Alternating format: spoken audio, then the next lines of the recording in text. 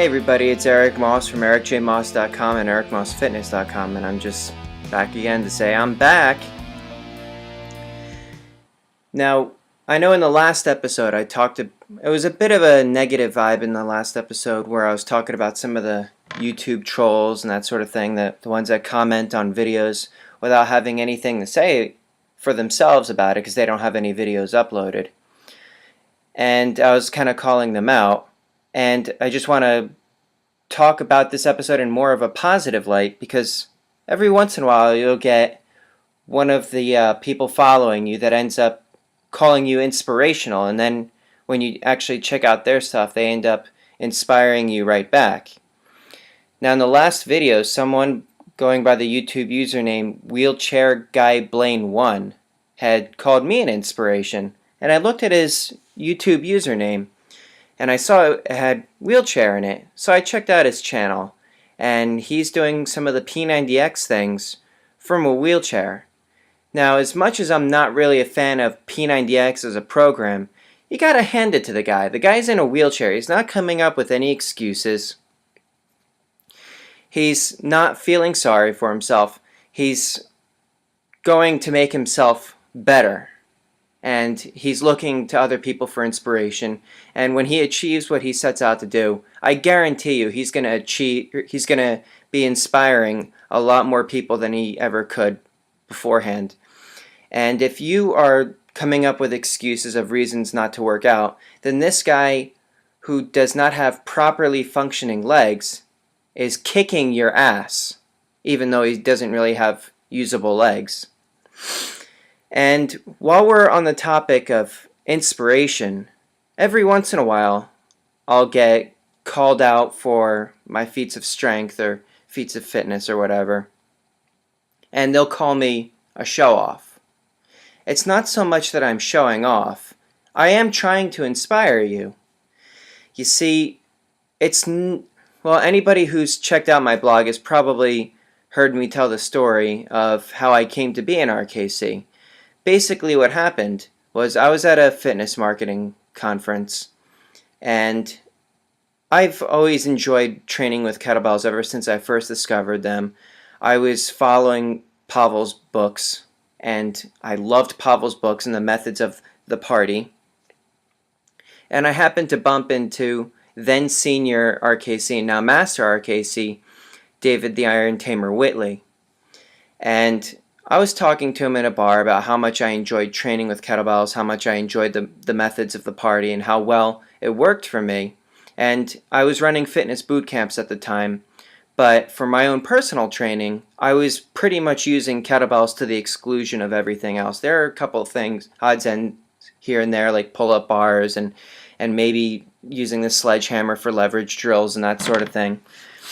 But the bulk of my training was, in fact, with kettlebells.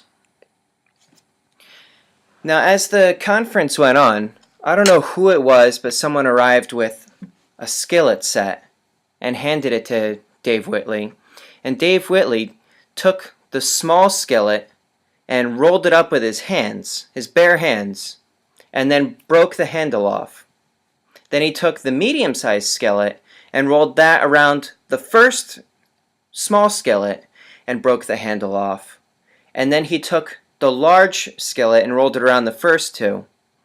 And then he handed it to me, and he basically commanded me to join the RKC. Now, it should have been in my head that I was going to be in RKC because I was doing everything that I had learned about of the RKC. It was just that I hadn't actually gone through it yet. And him basically doing that, inspiring me and commanding me to join the RKC, lit the fire under my ass that I needed. And that began the 6-month training program that I did in order to prepare for the RKC. And I went through it, and it was tough, and I learned a lot, and I loved every second of it. But would I have gone through the RKC if it wasn't for Dave Whitley bending those frying pans? I don't know. I probably would have. Someone along the line probably would have suggested it to me because I was such a big fan of kettlebells, and I was using kettlebells pretty near just for myself, and I wanted to use them for my clients. I just didn't really know all the methods how. And I had bought a bunch of DVDs and was just applying what I learned, but it's different when it's hands-on. And I probably would have gone through the RKC at some point, but that inspiration was just the kick in the ass that I needed. Now, what's going to inspire you to give you the kick in the ass that you need in your own training? I know typically when you actually have a date bearing down on you, it lights a fire under your ass to really get in gear. You know, when I decided to go through the RKC on Dave Whitley's suggestion, that gave me a fire that I hadn't really had since I had gone through the 12-week program by myself. So I had a burning fire because there was no way I wasn't going to pass it. If you remember, I put up everything on my blog about how I was preparing for it, and that was partially to even provide a little bit more pressure on me. Last summer, I trained a personal trainer for her wedding so that she would look spectacular in her dress, and you've probably heard me talking about her on my blog. And I still train her today, but she had an unbelievable fire last summer because she was training for her wedding. You know, basically everything that I told her to do, she did. She trusted me. She got great results. But it was her determination, because you can tell someone till you're blue in the face to do things that are good for them, and they know it's good for them, but they're not inspired to do it when it's good for them because they don't have a specific date bearing down on them. It was actually also another reason that I joined the Tough Mudder, was to light a fuel in my training, because I have to make it through. Failure is not an option for me.